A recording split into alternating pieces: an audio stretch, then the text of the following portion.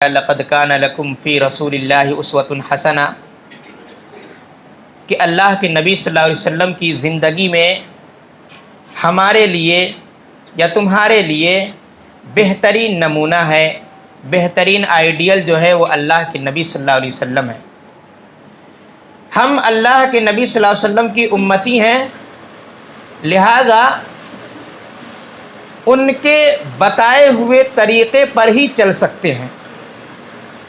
کوئی بھی عمل ہو، چھوٹا سے چھوٹا عمل یا بڑے سے بڑا عمل آپ کرنا چاہیں، لیکن جس پر اللہ کے نبی صلی اللہ علیہ وسلم کی مہر لگی ہوئی نہ ہو، جس پر اللہ کے نبی صلی اللہ علیہ وسلم کا حکم موجود نہ ہو، تو وہ کام ہمارے لیے خسارہ کا باعث ہوگا، دنیا میں بھی ذلت و رسوائی کا باعث ہوگا، اور آخرت میں کوئی کام آنے والا نہیں ہے۔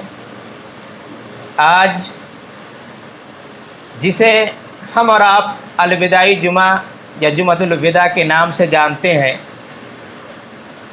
مسجد پہلے سے بھر گئی، ہمارے 5 وقتہ نمازی پیچھے رہ گئے، یا کچھ لوگ آئے تو وہ بھی ڈر سے آئے کہ ایسا نہ ہو کہ ہم مسجد سے باہر ہو جائیں۔ تو یہ آخر اس میں ازدحام کیوں ہوا؟ اس جمعہ کی کوئی نہ کوئی دل کے اندر اہمیت ضرور ہے، حالانکہ ہم اللہ کے نبی صلی اللہ علیہ وسلم سے پوچھتے ہیں کہ کیا اس جمعہ کی کوئی خاص اہمیت ہے، تو جواب نفی میں ہوگا۔ قرآن کریم کے 30 پاروں کو کھنگال ڈالیے، کہیں نہیں مل سکتا کہ یہ جمعہ کوئی خاص اہمیت کا حامل ہے۔ قرآن کو تفسیر کرنے والے اللہ کے نبی صلی اللہ علیہ وسلم کی پوری سیرت کو، پوری زندگی کو کھنگال ڈالیے، نہیں مل سکتا کہ اس جمعہ کو زیادہ کچھ خاص اہتمام کیا کرتے تھے۔ اور ان دونوں کو چھوڑیے، صحابہ کرام کے دور کو دیکھ لیں، کیونکہ اللہ کے نبی صلی اللہ علیہ وسلم کے سب سے بہترین شاگرد، قرآن و حدیث کو سب سے بہترین سمجھنے والا اگر کوئی گروہ تھا تو وہ صحابہ کرام کا گروہ تھا۔ تو کیا صحابہ کرام بھی عام دنوں، عام جمعہ سے زیادہ اس کو اہمیت دیتے تھے؟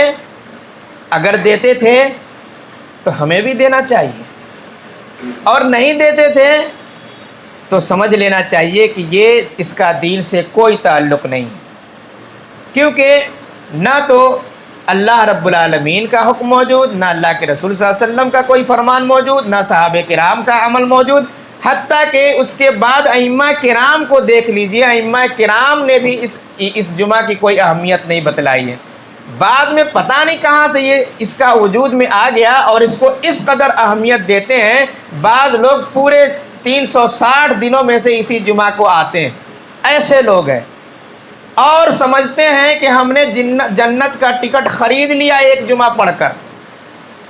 تو یہ ہماری جہالت ہے، دین سے دوری ہے۔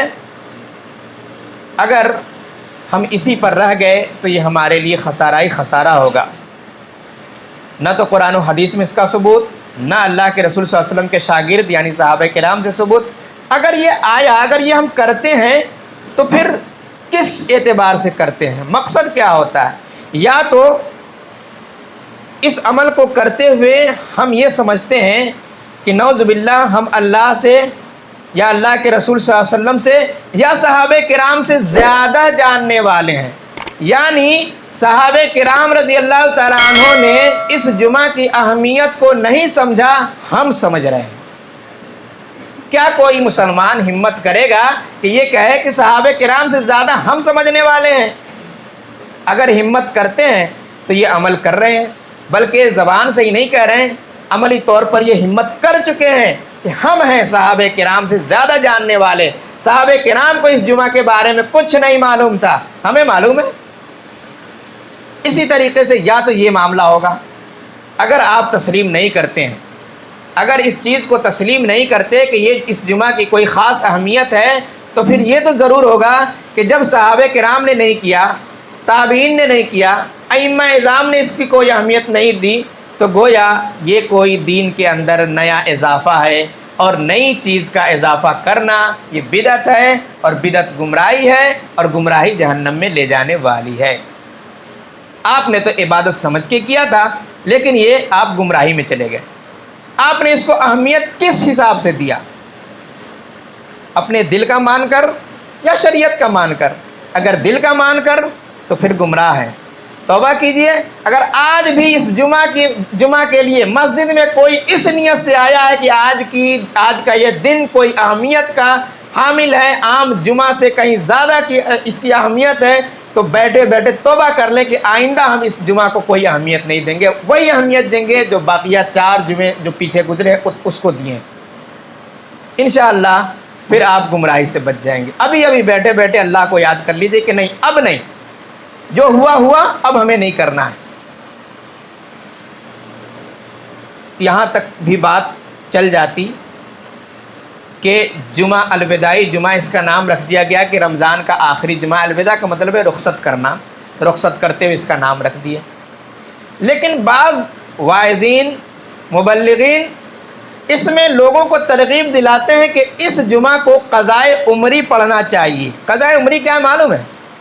سال بھر آپ بیٹھے رہیے، مستی کرتے رہیے، کچھ مت کیجئے، سال میں ایک دن آئیے اور پچھلی نمازیں دہرا لیجئے۔ یعنی آپ نے قضا کر لیا، ایک سال کی نماز ایک دن میں آپ پڑھ چکے ہیں، بلکہ ایک سال کہیں گے تو یہ اچھا نہیں ہوگا۔ جو واعظین خطاب کرتے ہیں کہ اگر قضائے عمری آج کے دن میں کوئی پڑھ لیتا ہے تو 70 سال کی پچھلی نمازیں برابر ہو جائیں گی۔ بتائیے کوئی تک ہے اس کی شریعت سے؟ کیا اس کا تعلق ہے کہ ایک دن عبادت کرے تو پھر تو لوگ یہی کہیں گے، نمازوں سے بالکل غافل ہو جائیں گے، نماز بالکل نہیں پڑھیں گے، کہیں گے ہمارے لیے تو آفر موجود ہے، شریعت نے ایک دن مقرر کر رکھا ہے، اس دن جائیں گے اور 70 سال کا گناہ معاف کروا لیں گے، 70 سال کی نماز ہماری مکمل ہو جائے گی۔ بہرحال یہ ساری چیزیں جہالت کی چیزیں تھیں۔ اللہ رب العالمین سے آپ دعا کریں کہ اس طرح کی جہالت سے ہمیں دور رکھیں تاکہ ہمارے اعمال برباد نہ ہوں، کیونکہ وہ عمل بالکل برباد ہو جائیں گے چاہے آپ کتنا ہی خلوص و للہیت کے ساتھ وہ عمل کریں جس پر اللہ کے نبی صلی اللہ علیہ وسلم کی مہر نہ ہو۔ ایک مسئلہ اسی طریقے سے آخری عشرے میں جو گزشتہ جمعہ کو بھی اشارہ کیا گیا تھا، بلکہ تفصیلی گفتگو ہوئی تھی، آج بھی یاد دہانی کے طور پر اس کو کر دینا مناسب سمجھتا ہوں کہ جو 29 یا 30 روزے جب ہم مکمل کر لیں گے تو سب سے پہلے ایک جو سنت جو ہم نے چھوڑ دیا ہے، وہ سنت چاند دیکھنے کی سنت ہے، اس کو ہم نے بالکل چھوڑ دیا ہے۔ ہم چاند دیکھتے ہیں، بالکل دیکھتے ہیں، آسمانوں میں تلاش نہیں کرتے ہیں، موبائل میں تلاش کرتے ہیں۔ ہم چاند آسمان میں نہ تلاش کر کے ٹی وی پر تلاش کرتے ہیں کہ ہمیں کیا ضرورت ہے کہ ہم آسمان میں تلاش کریں، ہمارے پاس تو لوگ خبر دے ہی دیں گے، واٹس ایپ کے ذریعے خبریں مل جائیں گی، ہم بیٹھے بٹھائے اس سنت کو پا لیں گے۔ تو یہ سنت بالکل بالخصوص شہروں میں مردہ ہوتی جا رہی ہیں، جبکہ شہروں میں آدمی جا کر چھتوں پر تلاش کر سکتا ہے، دیکھ سکتا ہے، دیکھنے کے بعد جو اللہ کے نبی صلی اللہ علیہ وسلم نے جو دعا سکھلائی ہے اس دعا کا اہتمام کرنا چاہیے۔ اللہم احل علینا بالامن والایمان والسلامۃ والاسلام ربی و ربک اللہ۔ جب یہ چاند آپ نے تلاش کر لیا تو ہم پر چند چیزیں جو کچھ تو واجب اور کچھ سنتیں ضروری ہو جاتی ہیں، اس کا دھیان رکھنا ہوگا، اور آج اسی پر تھوڑی سی روشنی انشاءاللہ ڈالی جائے گی۔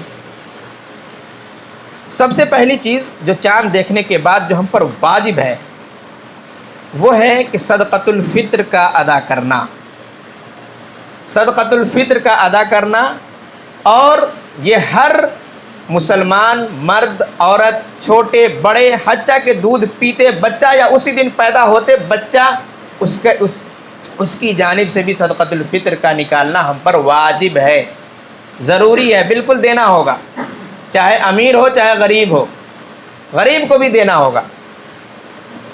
اس میں یہ غلط فہمی لوگوں نے پال لیا ہے کہ جو لوگ زکوٰۃ دیتے ہیں وہی صدقۃ الفطر بھی دیں گے، تو یہ غلط ہے۔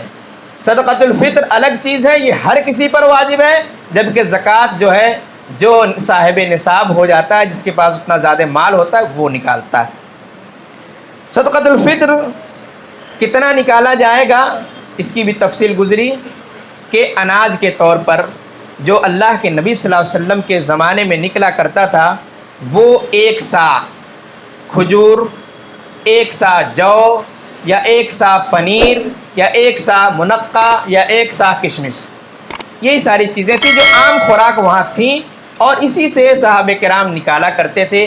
1 سا کی تفصیل جو ہے اس کے اندر قدر اختلاف ہے، سائے حجازی اور سائے مدنی 2 الگ الگ ہے، جس کے اندر کچھ فرق آ جاتا ہے۔ 2.5 کلو سے لے کر 3 کلو تک بنتے ہیں، بعض نے 2.5 کلو کا ہے، بعض نے 3 کلو کا ہے۔ بہرحال درمیانی کا راستہ اگر نکالنا چاہیں تو 2.5 کلو سے کچھ زیادہ آپ صدقۃ الفطر نکالیں اور سنت کو پانے کی کوشش کریں۔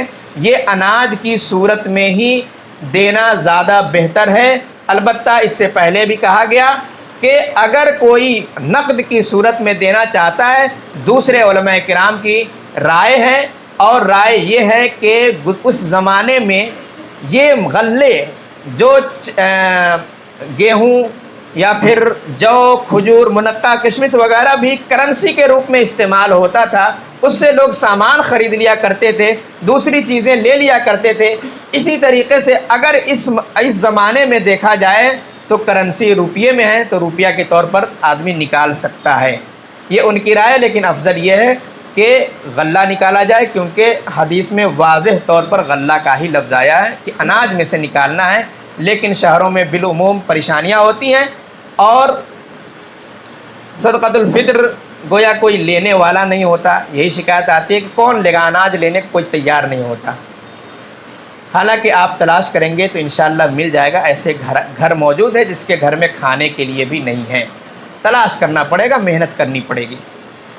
اگر تلاش نہیں کریں گے تو پھر وہی جس کو چاہیں گے دے دیں گے۔ بہرحال اس کا جو وقت ہے یہ بھی میں اختصار سے بتاتا چلوں کہ وقت جو ہے عید الفطر کی نماز کے لیے نکلنے سے پہلے تک کا ہے، یعنی بہت ہی شارٹ وقت ہے۔ چاند دیکھنے کے بعد سے لے کر عید الفطر کے نکلنے سے پہلے تک ادا کرنا ہے، یہ جو واجبی وقت ہے۔ البتہ صحابہ کرام سے یہ ثابت ہے کہ وہ 2 سے 3 دن پہلے بھی دے دیا کرتے تھے، تو اس پر عمل کرتے ہوئے آج کے بعد سے ہم لوگ نکال سکتے ہیں، اور صحابہ کرام کی سنت پر عمل کرتے ہوئے انشاءاللہ صدقۃ الفطر ادا ہو جائے گی۔ اللہ رب العالمین سے ہم دعا کریں کہ یہ کام ہمارے لیے آسان ہو جائے، کیونکہ صدقۃ الفطر میں ہم لوگ کوتاہی کرتے ہیں، کیونکہ یہاں مال خرچ ہونا ہوتا ہے۔ مال کے تعلق سے ہم بہت آزمائش کے شکار ہو جاتے ہیں اور صحیح طریقے سے نہیں نکال پاتے۔ تو بہتر سے بہتر نکالنے کی کوشش کیجیے، کیونکہ اس میں 2 جو عظیم فائدے بتلائے گئے ہیں، ایک ہمارا فائدہ ہے، ایک آپ کے بھائی کا فائدہ ہے۔ ہمارا فائدہ یہ ہے کہ رمضان المبارک میں ہم نے روزے تو رکھے ہیں، لیکن کسی کو ڈانٹ بھی دیا ہے، کسی کے ساتھ بدتمیزی بھی کیا ہے، کسی کے ساتھ کوئی غلط کام کر دیا ہے، مار دیا ہے، پیٹ دیا ہے، اور دیگر حقوق العباد میں سے کچھ کر دیا ہے، تو وہ ساری چیزیں وہ ختم ہو جائیں گی، اس کا کفارہ ہو جائے گا جو آپ دے دیں گے۔ دوسرا فائدہ جو آپ کے بھائی کو ہونے والا ہے وہ یہ ہے کہ جس طرح آپ اور ہم عید منائیں گے، اسی طریقے سے وہ بھی خوشی بخوشی عید منا سکتا ہے۔ تُعْمَةٌ لِّلْمَسَاكِينَ، وہ مساکین کا کھانا ہو جائے گا، وہ بھی آزادی کے ساتھ کھا پی سکتے ہیں۔ اللہ رب العالمین ہمیں اس کی توفیق دے۔